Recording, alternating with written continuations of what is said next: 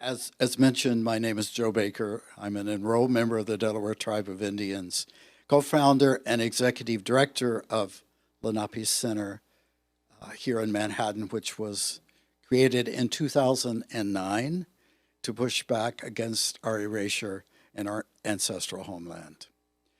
I want to begin with two stories. Number one, the first story is a family story, and number two is a community story. And I think it helps frame the conversation that we are about to have because it speaks to community, it speaks to our dispossession from our ancestral land, and it speaks to the continuation of the struggle to be seen, to be heard, to be relevant. Two Chevrolet Bel Airs are parked 2 spaces apart on Main Street. My grandmother's 2 sisters are distanced by a 40-year silence taken to the grave. As different as alike, they hold tight to some long ago family secret. Aunt Pearl had certain Methodist ways. She wore only brown and married once, and her hair was pulled back in a tightly held bun. She was forever shading her eyes with her hand. She was polite but cool. Her white husband was a veteran of World War II and worked the lease on her allotment lands. Together they had 1 son. They lived in a small, unpainted lease house on the eastern edge of that allotment. Aunt Betty, on the other hand, wore only color, had 1 son, and married 5 times. She wore Chanel perfume and couture fashions purchased in Kansas City. Her beauty was unchallenged, seductive, and misleading. She fought furiously for love, stabbing those who deceived her with the broken ends of beer bottles. Her white veteran husband worked at various jobs. Her allotment lands were gone. She never spoke of Pearl. Story number 2. 40 years ago, Nora Thompson Dean drove her little Ford Falcon station wagon, heading for her ancestral homeland of New York and New Jersey, which her people called Lenape Hocking. A member of the Delaware tribe of Bartlesville, Oklahoma, Dean described herself as a Lenape traditionalist, one of the last fluent speakers of the Lenape-Unami language. The purpose of her trip east was to attend the Lenape Indian Symposium at Seton Hall University, where she gave a paper. But a legend grew up around another leg of the trip, a meeting with the New York City Mayor, Ed Koch, who only passed her briefly in the hallway for a photo op. It was the spring of 1981, and the Lenape Symposium at Seton Hall University was a great success with an overflow crowd of over 800 people. A week later, one of her students recalls, we went into New York City for the meeting with Ed Koch. Instead of Koch himself, his assistant finally turned up to give Mrs. Dean a cheap souvenir pin, the city of New York. It upset her students immensely, particularly because of their journey. And what sort of cultural return could have been jump-started then, 40 years ago, if the mayor had given the group a proper audience? The welcome home gesture, or lack thereof, has been typical of New York institutions in light of the Lenape Center's efforts to tell their own histories and offer their own cultural story in a city crowded with tales from everyone but the original people. Mahalo. Thank you so much for sharing those powerful stories. Aloha kako, valina kako. Greetings, everyone. I'm so glad to be here, and I'm honored to be part of this gathering and to be in this conversation with both of you. Thank you for inviting me, and thanks to all the organizers. It's my first time here at Asia Society, and I'm really excited for this event. I want to you heard my professional biography. I just wanted to say a few words on a more personal note. I am Kanaka Maoli through my father's side. I'm Native Hawaiian. That's an indigenous way of saying Native Hawaiian. And I want to just speak to some of the questions that relate to land in terms of orienting myself as a diasporic, biracial Kanaka Maoli woman who grew up in Southern California. And part of that is we're right now sitting in Lenape, which is ethnically cleansed land, right? And what I hear you talking about is what that return could have looked like had it been kicked off, it had been taken seriously by the settler colonial government, local government, and thinking about elimination, settler colonial elimination, that comes in different forms. And in the Hawaiian context, that comes through outmigration, through coercive forms of economic outmigration. And my father's side is from Anahola Hawaiian Homelands Territory, which are leased lands that basically the settler colonial state leases back to Hawaiians that were stolen lands confiscated after the 1893 U.S.-backed military coup in the Hawaiian Islands, and subsequently the U.S. annexed Hawaii in 1898, and then these lands were carved out in 1920-21 through the Hawaiian Homes Commission Act, using a 50% blood quantum rule to determine who is Native Hawaiian. And that blood law still stands today in terms of how the federal government and the 50th state of Hawaii define our people. My father's been on a waiting list for Hawaiian homelands since 1974, and yet he grew up on Hawaiian homelands in Anahola Territory on the island of Kauai. There are Hawaiian homelands territories scattered throughout the island archipelago. On the island of Kauai is where Anahola is. There's also Kekaha on the other side of the island. Anahola is on the east side. So I'm unabashedly, unapologetically diasporic and I speak in that sense. I've been involved with the Hawaiian nationalist movement in ways appropriate to my diasporic standing since I was an undergraduate. So since 1990 is when I first got involved. And I've been studying sovereignty in the Hawaiian context, but also comparatively, looking at Maori sovereignty and also in Indigenous Australia, and learning more about tribal polities in the lower 48 states as well as Alaska, and also other parts of the Native Pacific. So that's what I bring today in terms of my critical distance from Hawaii as a diasporic, but also committed to acknowledging Indigenous sovereignty where I dwell. And I am new to Princeton. I just moved there in August, and now I am on Lenape lands. I was teaching at Wesleyan University for 24 years on Wangunk lands, and it took me 10 years to find any Wangunk living descendants. And everyone kept insisting that there were no Wangunks left, and I just knew it couldn't be true, that it couldn't be everybody. And sure enough, I got to meet Gary Red Oak O'Neill, and it took several years, but finally, 5 years later, after I met him in 2010, we embarked on a class called Decolonizing Indigenous Middletown to really try to restore the lost historical record of the Wangunk people. And I mention that because for me, that's more than just a gesture of solidarity as a Native person, being on Native lands and trying to actually build relationality with the people of the land, which I think is an ethical responsibility and obligation. It's also pedagogical, right? And I think of land acknowledgements much the same. It's like in New England, you can't take for granted whose land that people even know whose land they're on, right? There's a whole nother layer of invisibility. And yet we know that land acknowledgements need to move beyond the empty liberal gesture, right? That for me, they're the prerequisite for land back. And so thinking of them as the bottom, as the bottom, not the ceiling. And so what I wanted to just touch upon in my brief comments, and hopefully we can have a conversation, is to think about beyond just solidarity is around that ethical obligation. Because even though I identify as Indigenous and I'm Indigenous through my father's side, I'm still living on lands that I don't belong to in terms of indigeneity. And to me, I use myself to illustrate that point, because when I talk about how anyone right now who's not Lenape, we are part of a settler colonial structure.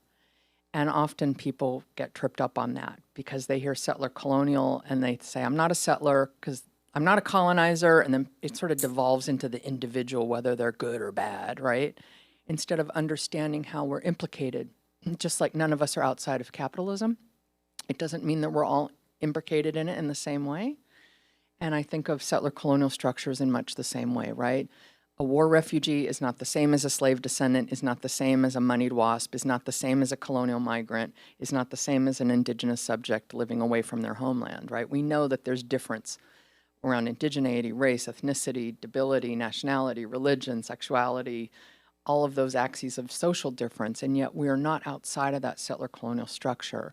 So I just wanted to touch on that, and here I'm drawing on the theoretical work of Patrick Wolfe, who self-identified as a white fella. He was an Englishman who lived in Australia for a couple decades, and he taught Indigenous history at Melbourne University until Tony Birch got his doctorate. Tony Birch was the second, in the state of Victoria of Australia, the second Indigenous history PhD. The first was Gary Foley, and the third is Crystal McKinnon, who was actually Patrick Wolfe's last student before he passed away. So as far as we know, there's 3 Indigenous historians in the state of Victoria. I hearken to Patrick Wolfe because a lot of people say, well, you know, he's a white guy and let's cite somebody else in terms of settler colonial studies. It's like, well, actually, he did what people told him to do, which is focus on the white fellas, focus on the settlers. And he created this theory. He wasn't the first. He never claimed to be the first. Settler colonialism as a concept has multiple genealogies. I could be citing Haunani K. Trask in the Hawaiian context, who in the early 90s talked about it. I could be citing Fayez Segei in 1965 talking about Israeli settler colonialism and not reserving settlers to those in what we're now seeing in the West Bank or people who want to return, settlers who want to reclaim Gaza. He was talking, this is pre-1967, right? So before the 67 war that created those occupied territories, he was talking about Israel proper. And so for me, what's useful about Patrick Wolfe's work is he developed a concept and a theory that travels beyond place and beyond time to talk about the contours of settler colonialism and what they have in common. And his really well-known work was to compare Australia to Israel to the United States. And we know that there's a lot of differences in those societies, right? You have black chattel slavery in the U.S. context, and you don't have that in Australia. In Australia, black connotes indigeneity. Here it doesn't, right? You don't have the same politics of race, although it's a white supremacist society. In Israel, there's a whole different kind of relationship around Judaism and Ashkenazi in terms of the racial hierarchy. The reason I mention that is because I also heard you say, Richard, earlier around replacement.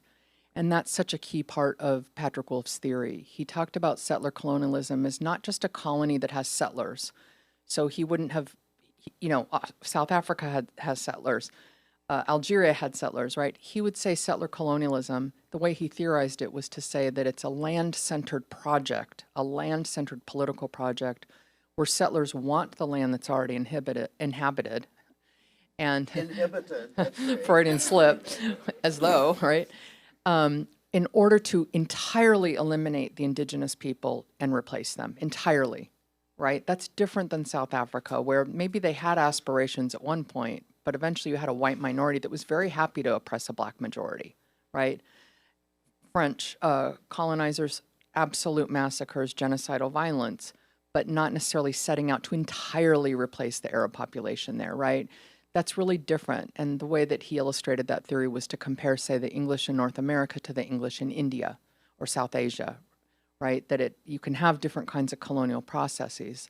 The reason I'm mentioning that right now is just to talk about what his theory was that settler colonialism relies on the logic of elimination of the native. And that elimination can take many forms. We're seeing outright genocide in Palestine right now. But the blood quantum rule in Hawaii is another form of elimination. It's not genocide in the sense of mass killing, but it's genocidal, meaning it's about the same end goal, which is to eliminate the native in order to entirely replace. We think about where we are right now, ethnic cleansing, forced removal of Lenape. We think about Wall Street, where an actual wall was to keep Lenape out of their traditional territory.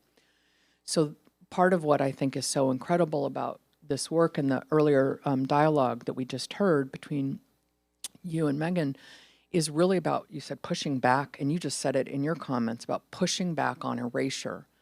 And to me, that implicates everybody of how in the everyday sense, right, there's governments that are doing elimination, but there's also the ways in which everyday people can participate, sometimes unbeknownst to themselves, around what elimination looks like. You hear it in New York City when people claim to be the native New Yorker, and you say, what tribe are you from, right? Instead of what you're seeing as a bid to say, I've been here longer. It's a settler claim, right? And it participates in the erasure. The person saying that might not necessarily intend to do that, but that doesn't mean that they're not engaged in that every day. So that's something that I wanted to put on the table in terms of thinking about what it means for everyday people and also for governments themselves and representatives, but for everybody to refuse that logic of elimination. And I also, just on a personal note, and I'm happy to pass the mic and hopefully I can add a little bit more to what I wanted to say also in terms of like kind of Indigenous Sovereignty 101 in the US. I'm happy to offer a primer. But I did want to acknowledge that I did have a chance to go to the Tent Embassy in Canberra about 20 years ago. And it was incredible to be there. And when I was first involved in the Hawaiian movement in 1990, I remember a couple years later when the Mabo case came out and trying to understand and wrap my head around native title and thinking about these legal constructions and knowing about the Marshall Trilogy in the US that creates Aboriginal title here, right? And you realize these colonial governments, they make this up as they go along in order to justify the theft. These are creations, the domestic dependent sovereignty of the nation within a nation. That's a colonial construction, right? And so part of it is parsing the farce, really, really taking it down, because there is no legitimacy, even with treaties. And we know in North America, treaties that tribes held with foreign governments, like the Pequots when they treated with the English or the Dutch, for example, that's when Pequots held the bulk of the power. Once the U.S. comes and starts to treaty, and for those of you who may not be aware, the first treaty that the USA ever brokered with the tribe was with Lenape. That's George Washington's first treaty. First treaty brokered, first treaty broken, right? The U.S. treaties were really different. They were about treaties that coerced tribes into giving something up. They were treaties of cession, very different than original with European countries and tribes initially. When the U.S. brokers, they have to figure out how they are going to do Western expansion. So treaties become a means by which to force tribes to give up territory and to compromise their collective rights as polities. I just wanted to echo one other thing, just going back to the Tent Embassy. I produced and hosted an Indigenous politics radio show for 7 years, and I just wanted to acknowledge that Michael Anderson, one of the original four who pitched the Tent Embassy, was a guest on my show in 2012, and this is on all the episodes. It's not a podcast. It actually aired on the radio, on the airwaves, but I have an audio archive, and you can go back. And one of the things, he was talking about ongoing attempts by the national government to strip away, you know, what the modicum of Aboriginal rights are in Australia. But this refrain that he just said over and over again in the radio interview, which I'll never forget, was sovereignty never ceded. Sovereignty never ceded, meaning we never gave away or ceded with a C-E-D-E-D, right? Sovereignty never ceded. And I'll never forget that, because that's the stance. And that's a collective assertion that refuses that logic of elimination. And the other thing I just wanted to touch upon, because I've had the opportunity to meet with Gary Foley and learn about his archive in Victoria, and he's the first Indigenous historian, but he's also an activist during this era and hasn't really stopped. He's also a champion of Palestine freedom. I remember him talking about, and he's quoted in the media over the decades, talking about the Tent Embassy as a real twist, because we know that embassies, if we think of all the embassies in New York City, they're about governments, foreign governments representing themselves, right? And so the idea that four Aboriginal men create a tent embassy, and as Gary put it, identifying themselves as alien, as an alien polity in relation to the Australian government, right? It's a real inversion, because who's the so-called alien? Who's the so-called foreigner? And yet flipping that. And so I think it's really provocative. And for me, your exhibit and your work around this has opened up so many ways for me to think about tribal sovereignty here and there and in a global Indigenous context, but also thinking about what it takes for us to refuse the logic and practices, the structures of elimination, because settler colonialism is ongoing until we dismantle it and halt it. This is not a post-colonial society. It's a settler colonial society. How do we know that? When tribes have their land back, right? And so that's the note, just in my initial comments, is what does it mean to actually, to me, land back is more than a hashtag slogan. What does it mean to actually rematriate or repatriate or remediate in terms of land? So with that, I'll pause. Yeah, mentioned Gary Foley. He's probably the most famous living Aboriginal activist in the country.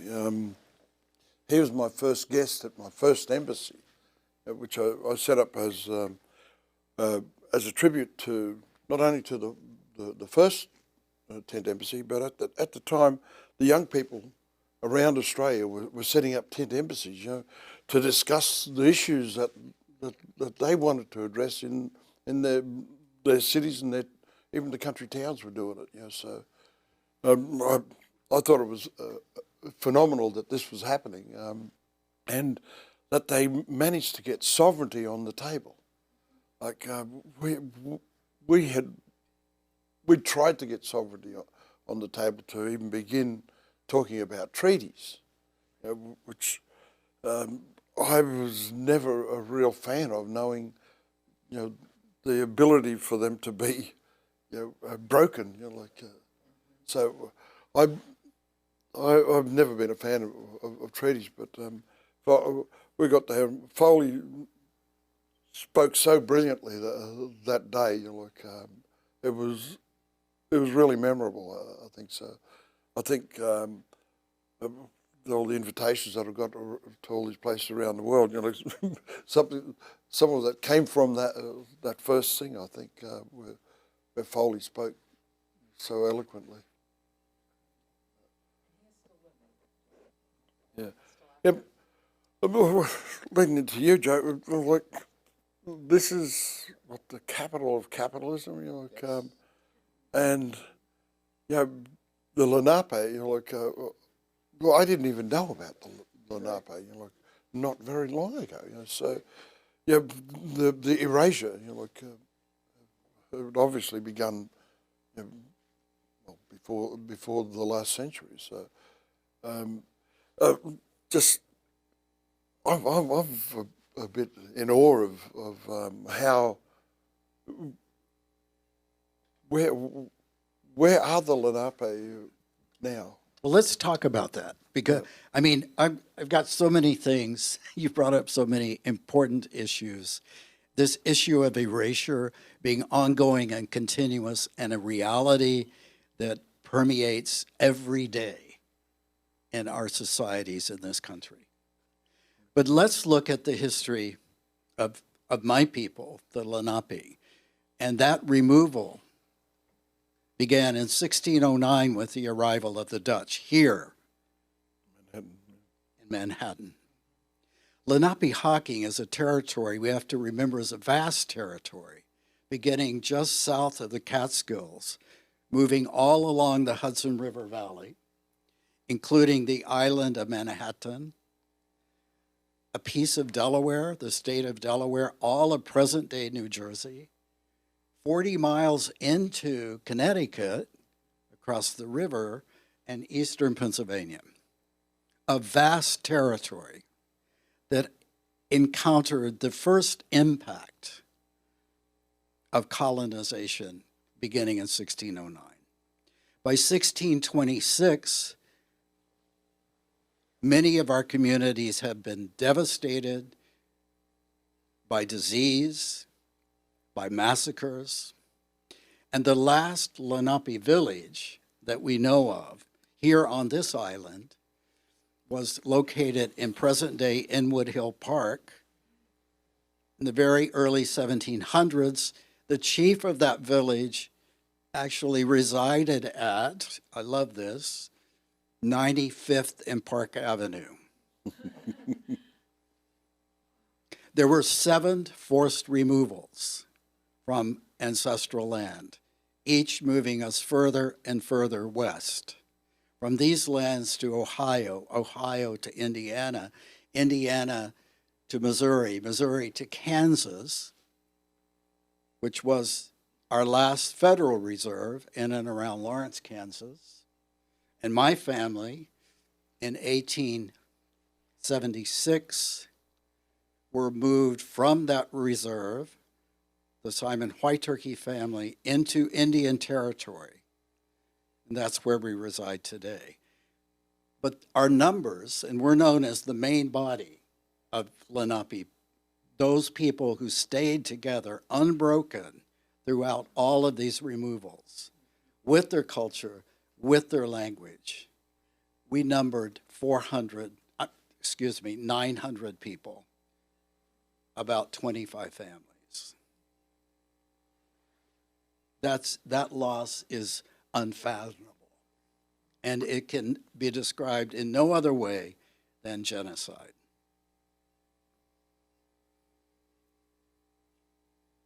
So how do you, and also having grown up there in Oklahoma at that time, we became allotment status natives.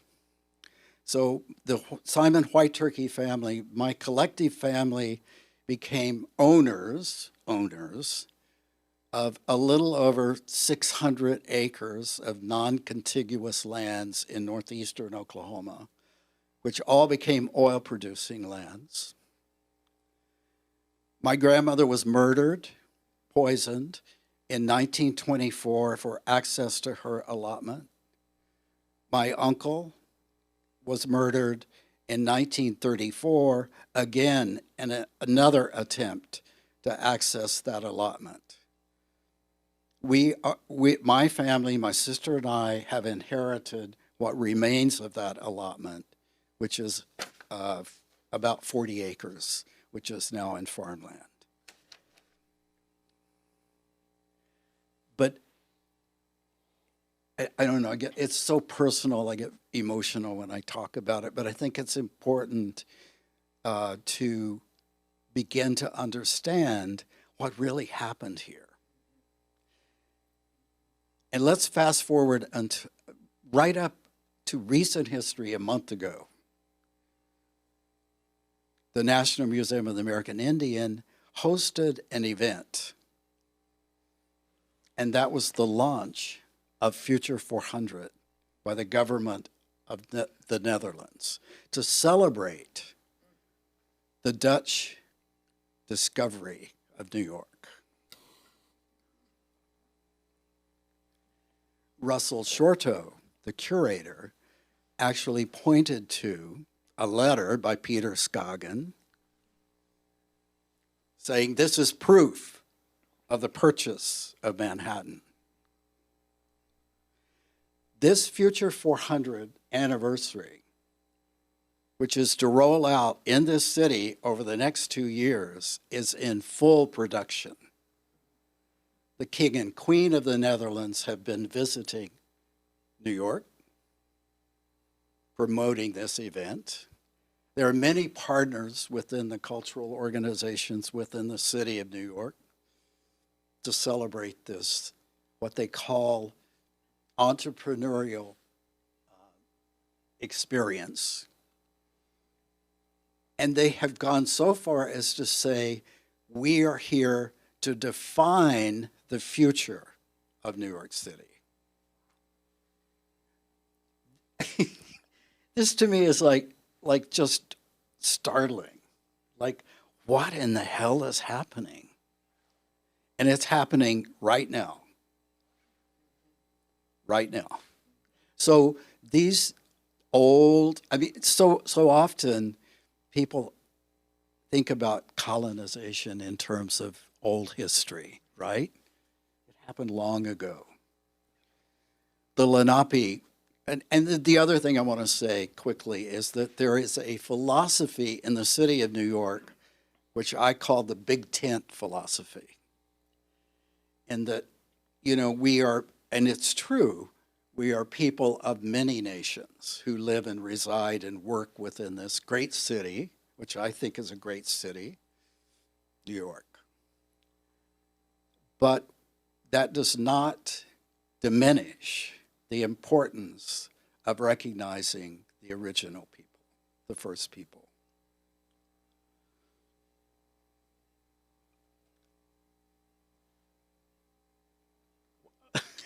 What else do I want to say? Land back efforts here? I don't think it's going to happen here. I mean, look, this is like real estate heaven, you know? Woo! But are there other ways? Are there other ways of really acknowledging and welcoming and recognizing First People in this city? One of those ways, I think, is through the university systems that we have in place. We have great universities here. I want to see scholarships for Lenape students. I want my community members, my young people, to enjoy the richness, the attributes that this city offers, the resources that it can provide, access. I think access can be part of Land Back.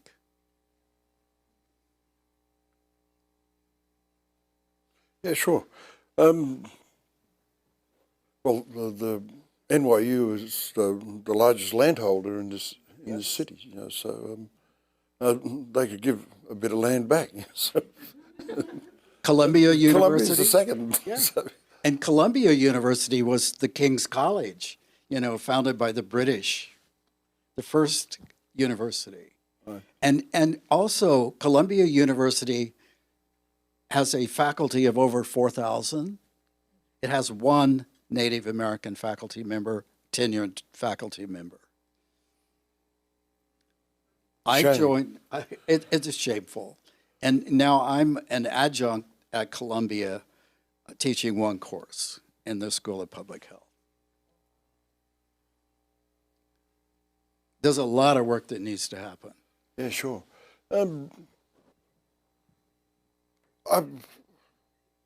I wasn't aware of your organisation. This is the extent of the erasure. You know that it's so difficult to find anything about the Lenape. You look. First of all, you have to find out who were the people, the original owners of this place, and this sort of information is not readily available. I basically had to ask my native friends, you know, who was who here, sort of thing. So it's we have a similar situation. You know, like in all, well, I guess it's all around the world wherever there's been colonisation. You know, the indigenous displacement, and that. So it's. We have so much in common, you know, like your stories are so similar to all our stories and that sort of thing. We need to get together, you know, like I think we need to have an international collective of Indigenous scholars or Indigenous artists or curators or whatever, you know, like so. That's a beautiful idea, and I think that's a necessary step. I think the arts can be a language of resistance and return. I think it can start there in a very powerful way, and certainly your work has demonstrated that.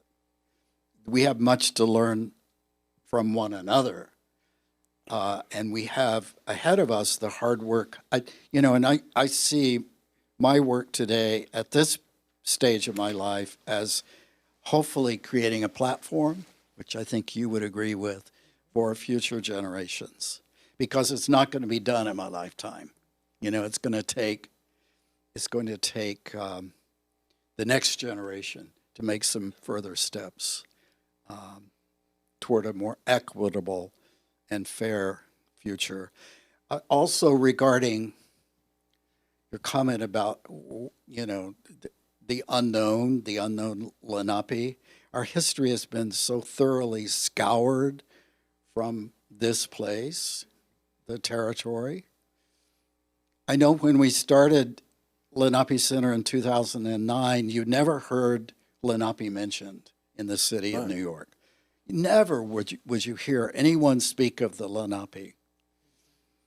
The only time you heard of Lenape was in the academic community, anthropologists, archaeologists who would sort of indicate these were people of the past. And yet we were well aware of our homelands. We were well aware of where we were living a contemporary life in the diaspora. And we had community members returning here, coming back home, but quietly, in an unseen, unheard fashion.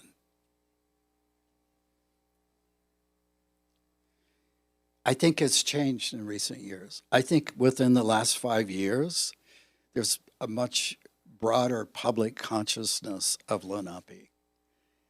And I think, and while I'm not a proponent necessarily of land acknowledgements, unless they have an actionable end, I think land acknowledgement has brought a much broader awareness to original people in this country. Yeah. Well, there was, in Australia, there's a lot of people sick of the land acknowledgements and that already. You look, I like that, but they're pissed off with them. So, yeah. And well, it's also the educational aspect that you're speaking of here. You know, so, I don't like them myself. You know, I'd rather just get started into business, but you know, like I think they're necessary though. You know, for us, you know, like if we bore the shit out of people, you're like, so be it. I don't care. But you know, as long as that message gets through, you know, like, and this is how things change. You know, like, it's through ritual. Repetition. Repetition, yes. Repetition. So, yeah. So I quite like it, and like to hear the acknowledgements here in this country now is it's something new. Very new. To me. You know, so I'm kind of happy that you know, like it's this thing, this issue that came out, that was in Australia is now here. You know, like I hope it moves around things. So I'm thinking, you know, if we were to make treaties, you know, like it should be among ourselves, you know, like among each other, you know, among the indigenous peoples. We should be having treaties with each other, you know. We should be, you know, and honouring them, you know, in the true meaning of them to be something that's beneficial, you know. And if it turns out to be not so beneficial, well then we should be looking to change these things and this sort of thing. So, you know, act in a civil manner. But one of the things like that hasn't been addressed here is climate change. You know, right. We don't know how long we've got here. You know, so you know, for us to have change, we need time, and we don't know if we've got time. You know, the time is being restricted by the opening of new, you know, fossil fuel production places and this sort of thing. So, and there's no willingness by any government in the world to address you know, this issue satisfactorily. You know, but it's not just fossil fuel. You know, like there's the timber. You know, like the trees. You know, like they're so important to so many of our peoples. You know, like we need to be talking about these issues as well. You know, so. And the environmental destruction and the results of that began here 200 years ago.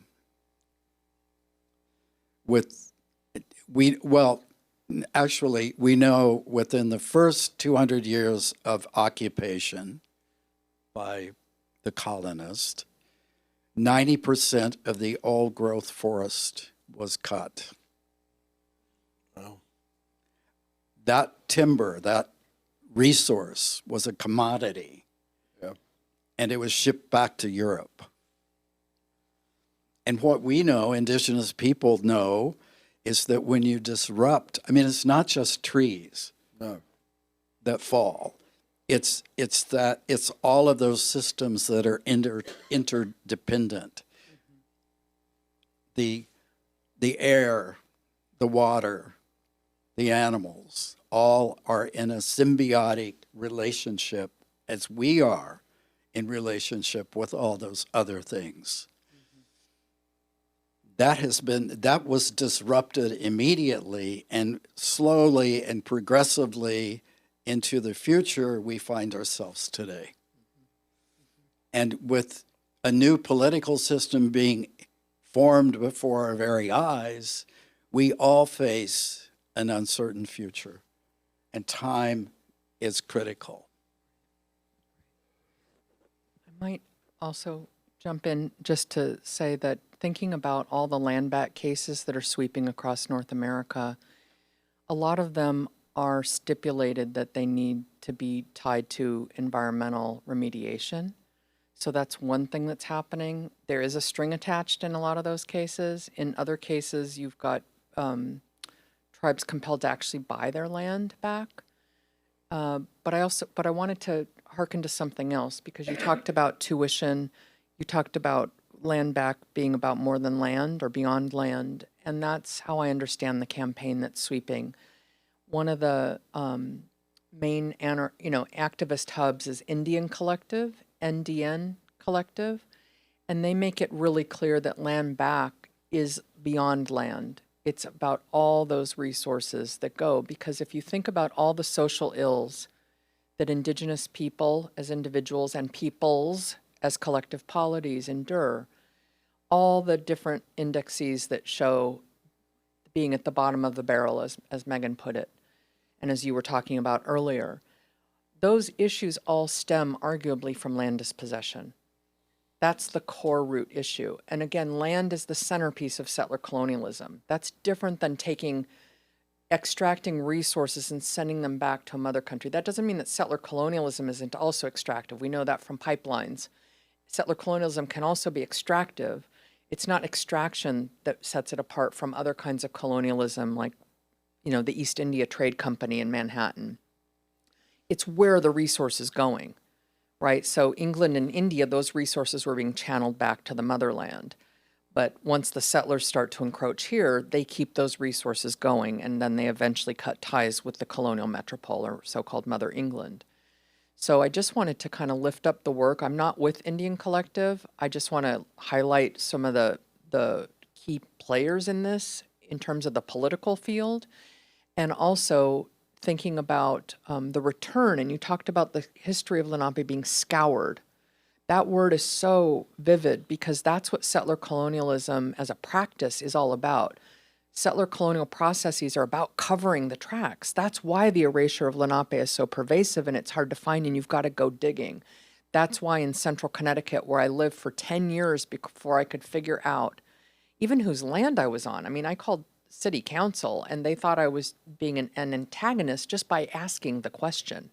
And they told me to call Foxwoods Casino, which is the Mashantucket Pequot, gaming entity. And it's just like, So that idea of the scouring is intentional. That's the whole part about normalization, is to say there's none left.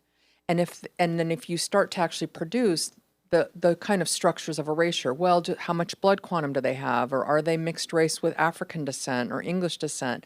Back in the early New England period, the early American period of New England, it was, are they Christian? Are they written literate, right? All the ways to define them out of authenticity. And I think that is still so pervasive in terms of normative U.S. pop culture, is that idea of who has to produce their blood quantum fraction, who has to show. You talked about native title and having to overcome and show an unbroken chain of authenticity for native title in Australia. That's what tribes have to do to secure federal recognition. They have to prove that they have survived every major category of their destruction that was put to actually eliminate them. So those are some of those issues. I wanted to also just mention, thinking about universities, because you mentioned that, and universities as not the be-all and end-all, obviously, but as a site of legitimate struggle. We've seen that with the Palestine Solidarity encampments. They're very threatening. That's why there's been outright attacks, violence, state troopers, riot cops, quasi-military encroachment to try and take them down.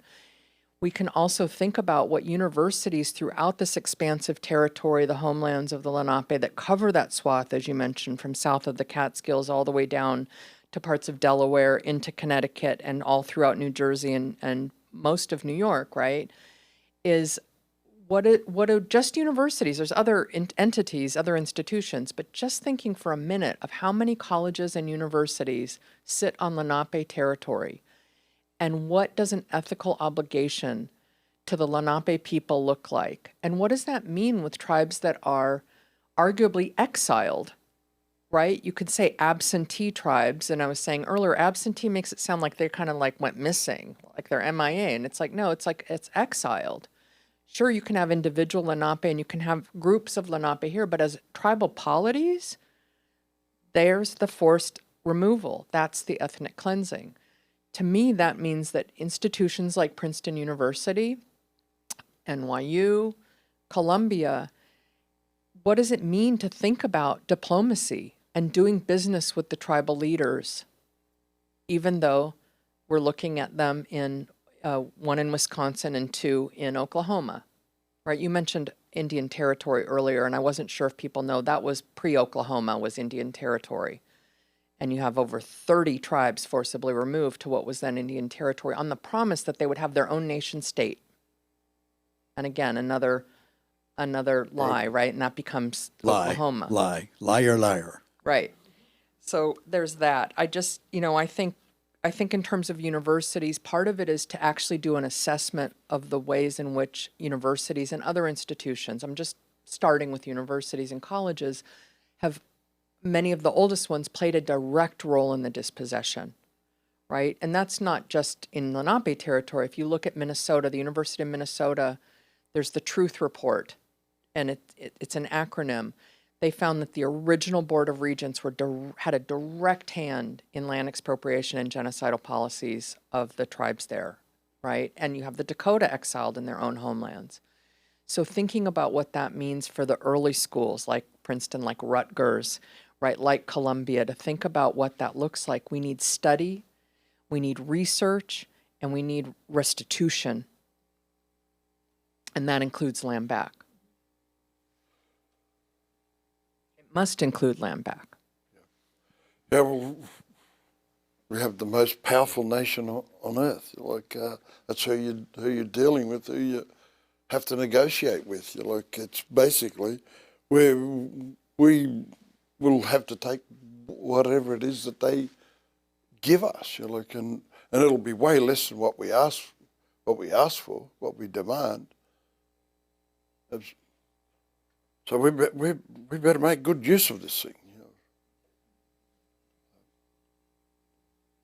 I mean, the other thing, just thinking again about colleges, I mean, I'm suggesting that college communities and universities need to broker their own relationships in right relation with the people of the land where they sit.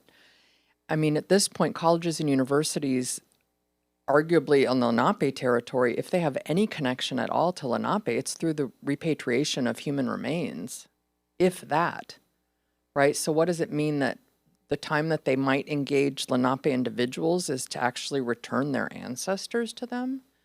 What would it mean to actually, that has to still happen. That's an ongoing project, and that's a very serious one.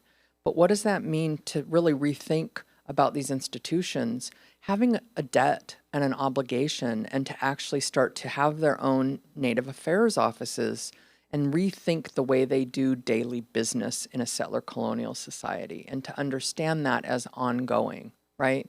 And Patrick Wolf's pithy phrase that people love to quote, which I haven't said out loud yet, is, the way he defined settler colonialism is to say, invasion is a structure, not an event. And that's his point about it cannot be relegated to the past because it hasn't ended. He didn't say it can never end. Some people misconstrue him and say, oh, he said it's permanent. He never said that. What he said is settlers want it to be permanent, right? And that's why they want to entirely replace the indigenous people on the land that they take. But that's not to say it's permanent. But we don't wait. In my mind, we can't wait for the government. No. We don't wait for the occupier and the colonizer to do it. We have to think about how we're going to live on the daily in more ethical ways in relation to each other and in relation to the people of the land, to recognize indigenous sovereignty in everyday ways and how we might think about that in terms of everyday practices of what we might call decolonization. And also, I think it's important not to diminish the impact and the potential that each of us have as an individual. That as one person with one voice, we can begin to make a difference. And as an example that comes to mind that I share with you regarding Lenape Center, and we find this over and over again. A year ago, we were invited to do a land acknowledgement workshop at Google. It was our first corporate invitation. Like, wow, we're into corporations now. And through this process, we learned how that event happened. One person, Jackie, that was her name. This incredible individual who took it upon herself within this complex global system of Google, decided she could partner with this group, and she could partner with that group, and she could put together a coalition of staff members who really wanted to see a land acknowledgement workshop, and she made it happen. We consistently see that happening in other institutions where it's often not at the senior management level, it's at the staff level, and one person can make an enormous difference.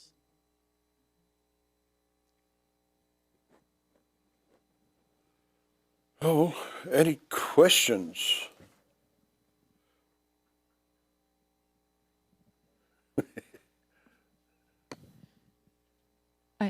Hello, thank you so much. I just wanted to throw a complication in there about land acknowledgements, as I'm a professor at a university in Southern California. And sometimes, the land acknowledgement process, of course, raises intertribal conflicts about whose land you're on, right? The idea that there's one tribe that owned one piece of land, and that there was a one-to-one relationship. Again, even in contemporary real estate transactions here in the U.S., we have the casino industry, for example. So maybe we have a tribe being accused of buying, quote unquote, another tribe's land.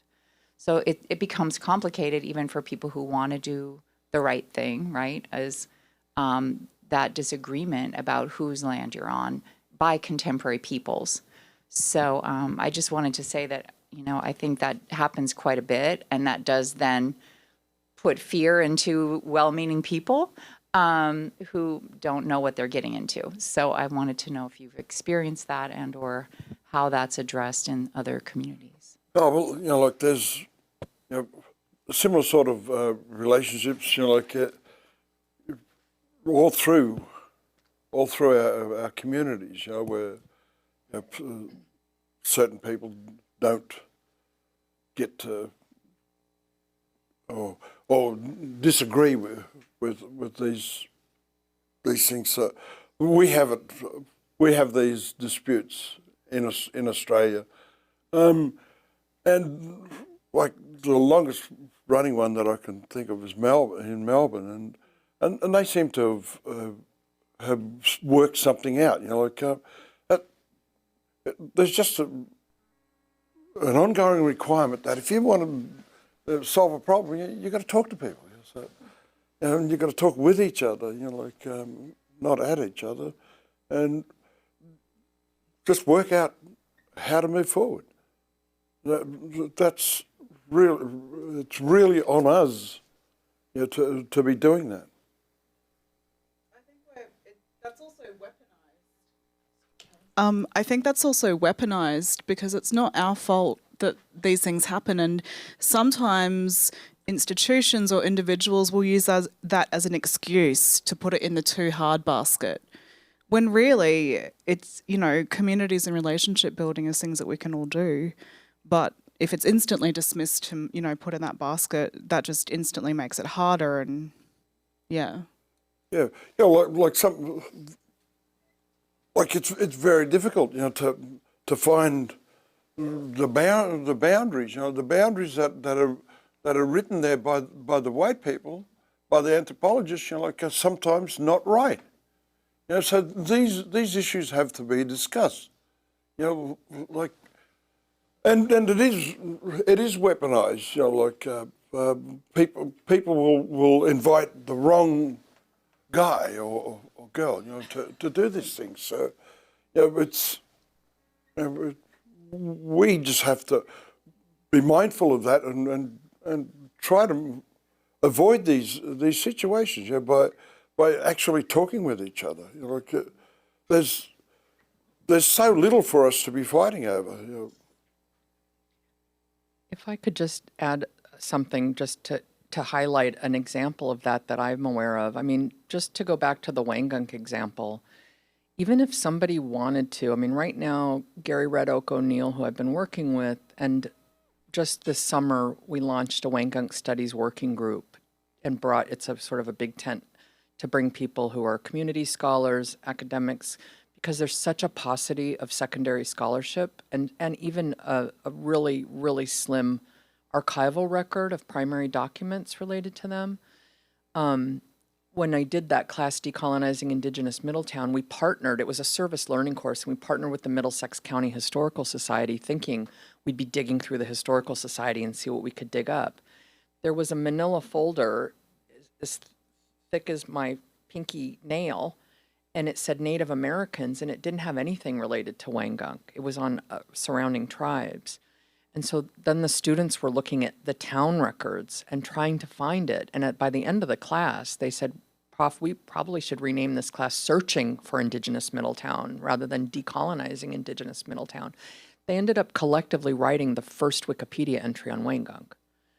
And so there were some tangibles, and their research papers, we did an event the next semester at the public library, like take it off campus.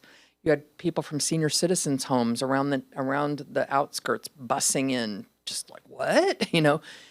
My point is that when I say it took a long time, even somebody now they might know of Gary Red Oak O'Neill now, but back then, there's no collective polity. It's one family lineage, and most people will defer to him as the leader.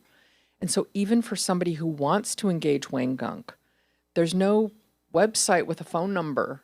It's really hard to find. And I know that that's often the case in places where there's no federally recognized native governing entity. And then you've got other cases like Los Angeles, just because you're at Riverside, right? Kate, are you still at Riverside? San Diego State, pardon me. So thinking about LA, right? And correct me, anybody who knows differently, there are 4 different Tongva, not to be confused with Tonga, Polynesian, but Tongva tribal entities, 4 different ones whose names are slightly different from each other. Tongva Gabrieleño, Gabrieleño Tongva, and so on. So let's say there's somebody who wants to figure out how to do this. They have to figure out who they're going to go to, right? And sometimes people will use that as a reason to say, it's too complicated, we can't do it, instead of figuring out how to actually start building relationships so they can understand the difference between and among those polities. So it can be difficult in that sense, precisely because of the settler colonial elimination and destruction. On the other hand, when I first started on the Wangunk project, I had a senior colleague at the time who wanted to use this to totally evade the issue. She's like, well, how do you know where Wangunk land begins and where Pequot land ends? And how do you know where the borders are? And I'm like, this is so not about borders, number one. Number two, I'm not adjudicating the territory of any given tribe. What I know is I'm not Wangunk, and neither are you, and neither is anybody that I'm aware of at this university. Let's start there. right? Because she wanted to use that to completely evacuate and dodge the entire question, you know? So there's just a whole swath of issues in all of that.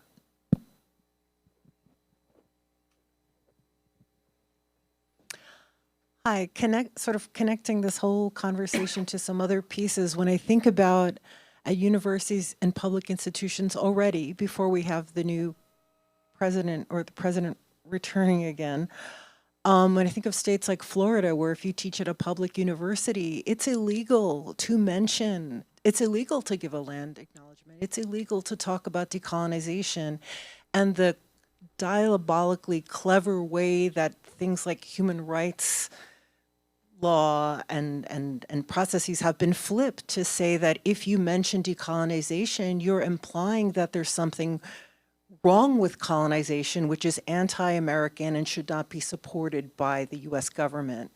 And so that's already happening in terms of states that are under that leadership. And now we're going to have a national leadership. And so for people who belong to, for people here who work at and are part of non-public institutions, so private universities, museums that are not part of the city or the state, I'd like to hear more about if there are discussions that people are having in terms of how can, with whole bodies and communities, institutions silenced under law, I'm not really sure what legal landscape that's going to be and how other institutions can be allied in the meantime.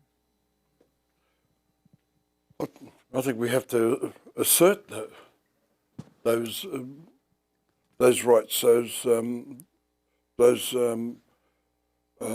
protocols. You know, we have because of this changes at the top of the government and that sort of thing. That shouldn't affect us negatively. It shouldn't make us stop. It should make us work harder. Actually, that's what. I was just in Oklahoma, at the Oklahoma Art Institute, which is in southwestern part of the state. I was doing a workshop with public school teachers. They were high school teachers. They were all traumatized. You have to remember that the state of Oklahoma is 49th in public education, 49th in healthcare, et cetera, et cetera, et cetera. But all of these teachers were art teachers, and they were seeing their programs being eliminated by the administration. They were seeing Trump Bibles being brought to every school within the state of Oklahoma. And they were finding themselves afraid to even speak certain words like DEI, anything to do with diversity, because they were put on a list and they could lose their license. And so I said to this room of high school art teachers, I said, it is in rooms like this that revolutions are born. And that, I believe, connects to what we're saying here, is that we have to be in conversation with one another, and we have to have these difficult conversations, and we have to know the power, feel the power that we have as individuals to make a change. We can do this. We must do this.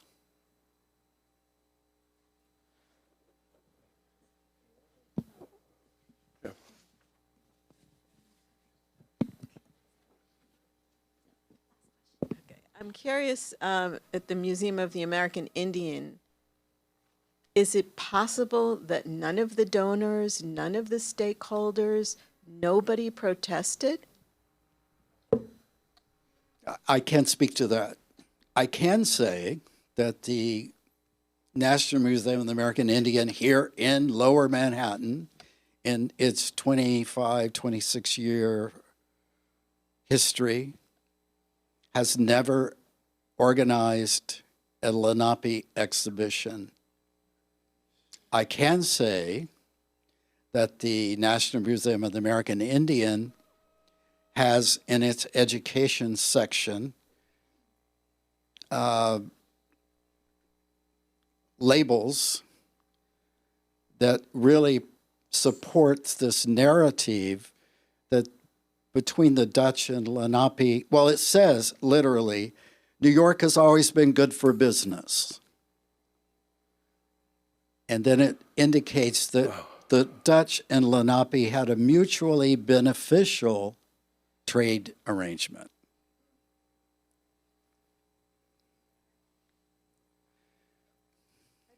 Believe that donors wouldn't call their work back. I don't know. I don't know. It's a federal government.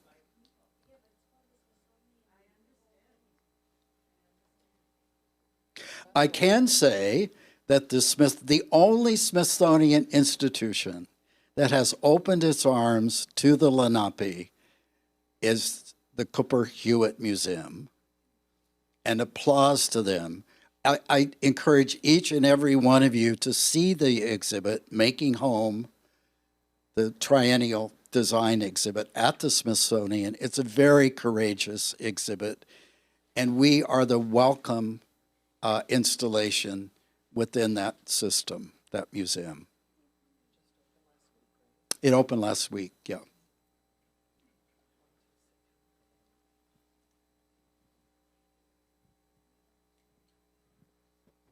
Anybody else?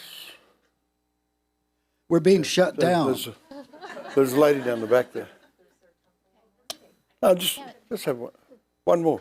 Oh, I was just, I guess, inspired by those words around. Oh, I'm so sorry. I guess I was just inspired by those last words around, I guess, the power of individuals, and it was, extremely obviously disheartening seeing Australia so conclusively vote no in the referendum last year, and obviously as an Australian living overseas. I cast my vote. We had a little campaign here, the New York for Yes campaign, to try and mobilize. No, anyway, to mobilize, people to come and cast their vote. And I guess I was sort of building on this question around sort of education and mainstream education and empowering people to feel involved in kind of pushing back around the ongoing impacts of colonization worldwide. But I'm sort of wondering if there's any kind of key takeaways around how we can sort of,